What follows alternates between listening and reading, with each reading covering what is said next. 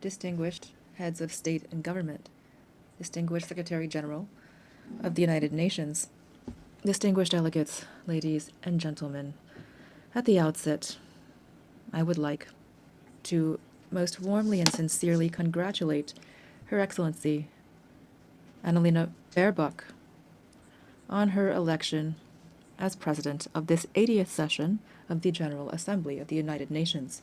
Madam President, your experience, I am sure, will allow you to effectively carry out the missions of your august post.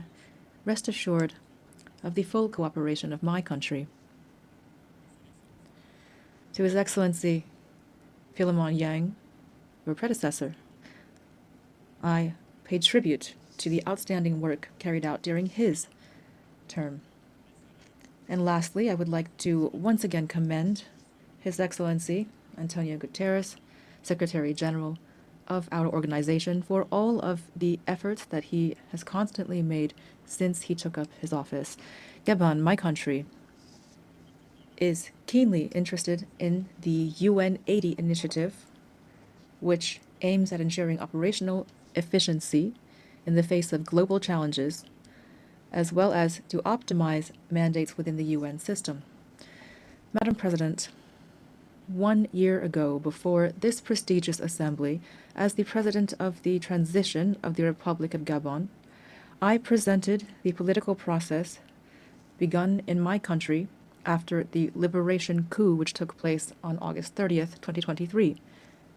After the presidential election of April 12th, 2025, for which the process and outcomes were unanimously endorsed by the international community, this transition culminated with my inauguration on May 3rd, 2025, as the first elected president of the Gabonese Republic, thus establishing the foundations of democratic order.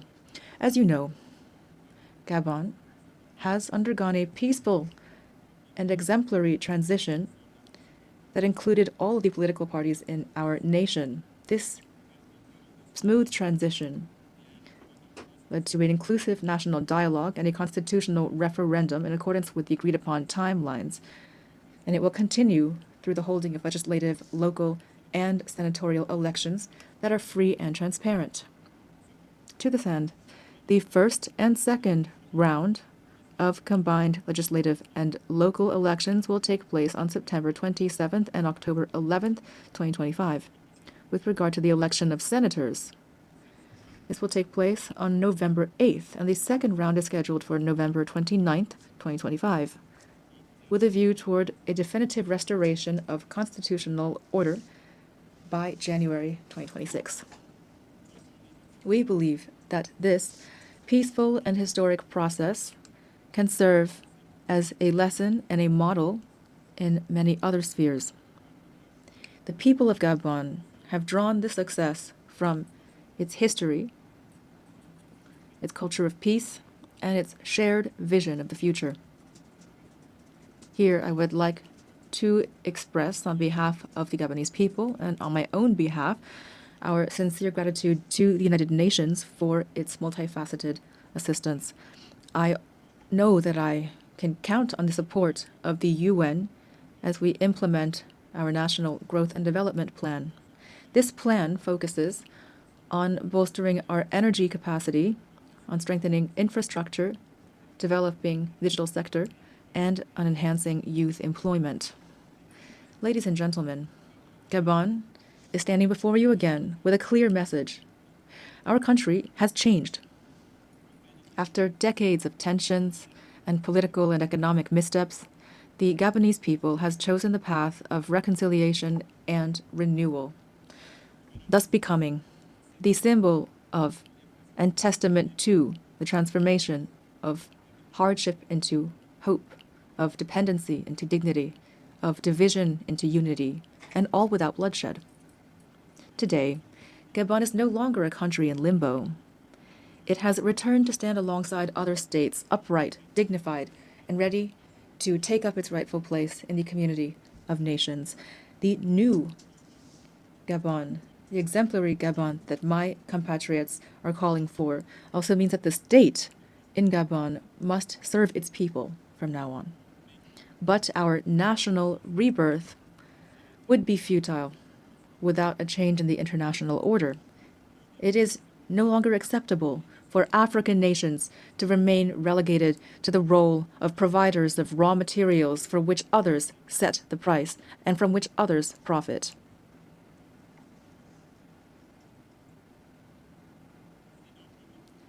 Therefore, I would like to invite public and private investors to support us through win-win partnerships. We have decided to process our resources on our territory, to create jobs at home, to develop African industries, and to interact with the world on the basis of equity, integrity, and mutual respect as we strive toward happiness. In its path toward development, Gabon, a country of peace and opportunity, will continue to welcome all those who commit to upholding our laws, our Republican values, and to contributing positively to our national rise. Distinguished delegates, ladies and gentlemen, this 80th session of the General Assembly has the theme, Better Together, 80 Years and More for Peace, Development, and Human Rights. It takes place in an international context characterized by economic, environmental, and security crises that call for more sustained and more staunch collective engagement. This is an urgent call to tackle these concerns in accordance with the spirit and the values of the UN Charter. Ladies and gentlemen, today the world has a radically different face. Humanity has never had so much technological prowess to ensure its well-being, and yet international peace and security have never seemed so fragile and so under threat. It is high time that peace reign on earth, and especially in Africa, which has so long suffered under conflicts that have been stoked and financed from outside the continent. Let the guns at last fall silent in the DRC, in Sudan, in the Horn of Africa, and in the Sahel. In this regard, instead of constantly stigmatizing and condemning the states of the Sahel, the international community would benefit from supporting them in their battle against the many-headed threat of terrorism. Ladies and gentlemen, on December 12, 1988, Gabon officially recognized the State of Palestine. Then, as now, we support the two-state solution, the only way, in accordance with UN resolutions, to guarantee a just and lasting peace between Israelis and Palestinians, as well as to guarantee international security.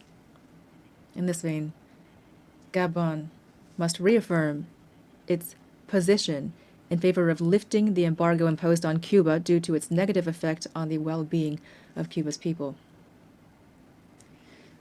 We solemnly reaffirm our full support for international efforts carried out throughout the world to achieve peace. These efforts must be centered on humans, especially women and youth. Through the Pact for the Future of 2024, the UN must continue to encourage and support the crucial action of women, stemming from the Declaration and the Beijing Declaration and Program of Action, of which we're celebrating the 30th anniversary this year. Madam President of the General Assembly, Secretary General of the United Nations, the triple planetary crisis of climate change, biodiversity loss, and pollution is an existential threat for humanity. And yet, the efforts of the international community to address these challenges remain drastically inadequate.